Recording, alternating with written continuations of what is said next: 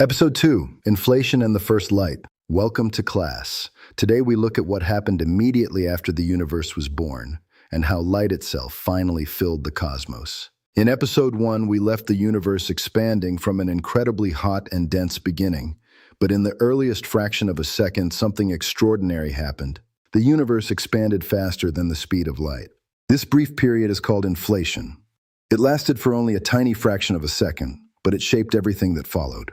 Inflation stretched space itself, smoothing it out and spreading tiny fluctuations across enormous distances. Those small differences would later become the seeds of galaxies. After inflation ended, the universe was still unimaginably hot, a dense plasma of particles and radiation constantly colliding. Light existed, but it could not travel freely.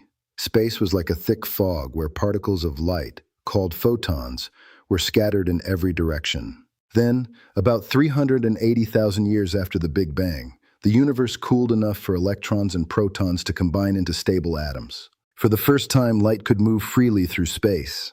The fog lifted. That ancient light is still traveling today. We detect it as faint microwave radiation coming from every direction in the sky. In fact, a tiny fraction of it appears as the static you would see between channels on an old analog television, a quiet echo from the birth of the universe. Why does this matter? Because that first light is evidence.